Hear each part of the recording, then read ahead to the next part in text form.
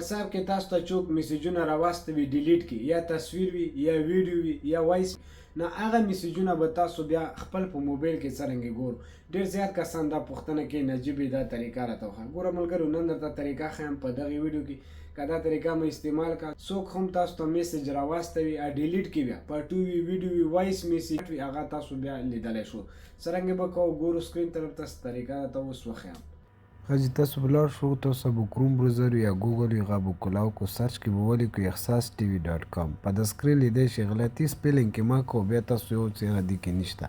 دا به تاسو سرچ کو ته سرچ کو یا ویب سایت روزي یا به دا کې انټرفیس پاسه بیا سرچ آپشن ولو کې اند درکړه مسولین وکړو په دې به کلیک کو د سرچ کې به تاسو ولي کو ډیلیټ میسج صدم ولي کړو د سبا د سرچ آپشن دی په دې باندې به تاسو کلیک واخلو چې کلیک واخستو دا کې انټرفیس په تاسو ته راوځي دا کوم تصویر دی د مسولین وکړو په دې به تاسو کلیک کو بیا بلاندې لاړ شو د کلیک کړي انسټال اپ په دې کلیک کو پلی سٹور ته بلاړ شو د اپلیکیشن به تاسو انسټال کو د مو ویب سایت کې اختی کلیک کولاو کو دا قسم به نیکسٹ باندې تاسو کلیک واغلو مخته بلاړ شو اجازه پوز دي ته سټپ بای سټپ مخته ورکو بیا به تاسو د لاندې ته لیکلي کسې ډنډې باندې تاسو کلیک کو بیا تاسو ته لیکلي سیټ اپ د اخیری ته سکون دی په دې باندې بیا تاسو کلیک واخلو دا به تاسو لاندې بیا تاسو ته سیټ اپ آپشن درکړه په دې باندې بیا کلیک واخلو دې ته پرمیشن ویر کو دا اپلیکیشن ته پرمیشن ویر کو دي کې به تاسو سالیټ کو تاسو څه شي میسیجونه ګورو کسې ټولې تاسو سره راواخستو میسنجر انسټاګرام وغیره مو واتس اپ باندې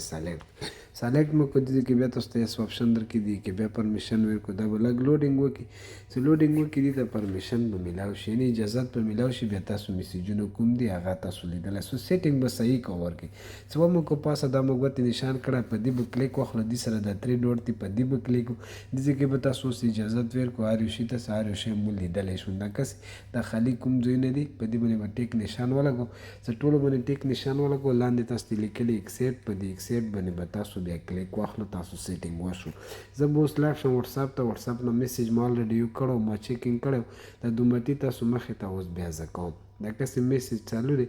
دا تقریبا 7 ورسې ما کاټ مو کو دا اوس میسیج دی انداسې زه به دا ډیلیټ کړم زه تصویرا سیټ کوم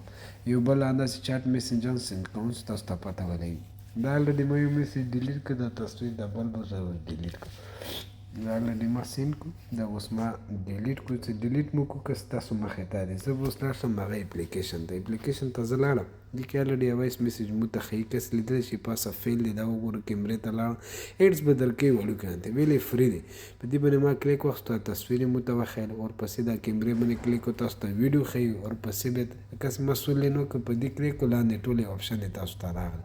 ویډیو ښیي وایس میسیج ښیي فیل ښیي